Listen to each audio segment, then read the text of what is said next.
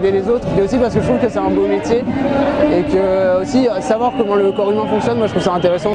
Avec le système qui est en train de mettre en place, on a de moins en moins de cet aspect-là, on est de plus en plus sur un métier mécanique où on fait de plus en plus de paperasse, notamment pour les généralistes, et du coup on perd un peu le côté humain et le côté aider les autres, et je trouve ça un peu dommage.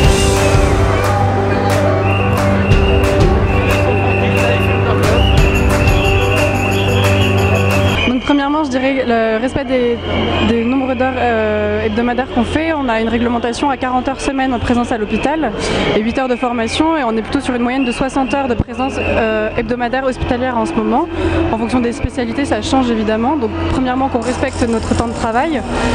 Deuxièmement, revaloriser notre rémunération, parce que récemment, les internes de médecine générale d'Île-de-France ont dû rechoisir puisqu'il y avait eu un gros problème de poste au niveau des urgences pédiatriques, et on s'est rendu compte qu'en fait les internes étaient indispensables au fonctionnement de l'hôpital. Donc si on est des médecins indispensables à ce qu'on puisse bien prendre en charge les patients, à ce moment-là qu'on nous paye comme des médecins, et donc à savoir que le salaire d'un interne de premier semestre est inférieur au SMIC horaire de 7,80 brut à peu près. Le SMIC horaire, si je ne dis pas de bêtises, c'est 10,26.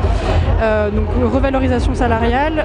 En Ile-de-France, on aimerait bien aussi une prime vie chère, parce qu'on est payé la même chose que les autres internes français, mais voilà, on a une vie qui est beaucoup plus chère, on n'a pas d'internat, on est obligé de payer nos loyers, c'est très compliqué. Et enfin, le respect de notre repos de sécurité post-garde, qui n'est pas le cas dans tous les services.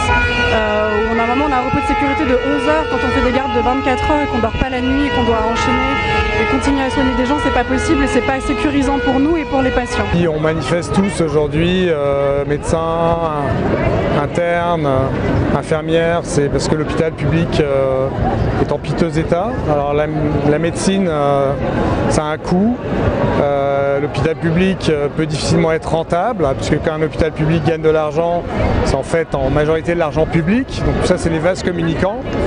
Et donc la vraie question, c'est les Français étant attachés à leur système de santé, à la sécurité sociale, est-ce qu'on peut laisser filer ce bijou que nous envient plein de pays? Donc ça, c'est vraiment une décision, un choix de société, un choix politique. Si on ne peut plus faire fonctionner l'hôpital public normalement, il faut avoir le courage de le dire, ou dire aux citoyens qui doivent contribuer à la hauteur de leur attente. Si on veut continuer à financer un système de santé pour tous,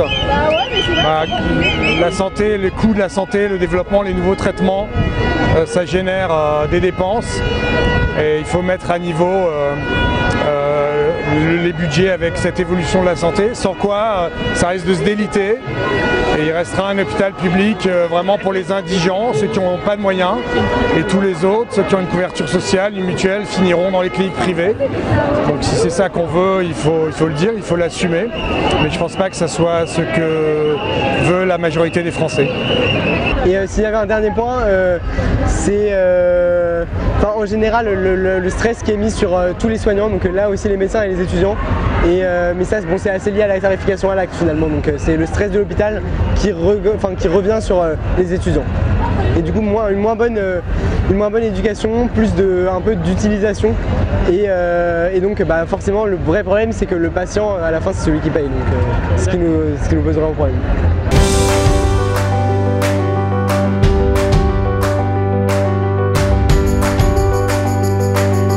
De croire que ça peut vraiment s'améliorer, donc dans un système où on va se rapprocher vraiment de ce qu'on appelle les hôpitaux magnétiques. Donc c'est des hôpitaux où on met beaucoup d'attention à la fois pour le patient et à la fois pour le médecin. Moi, je me vois pas travailler à l'hôpital parce que je suis médecin généraliste, donc interne en médecine générale, donc je veux travailler en cabinet, mais c'est aussi parce que j'ai été un peu dégoûtée du fonctionnement hospitalier et j'ai pas du tout envie de continuer à faire des heures sup, à faire des gardes, à être épuisée.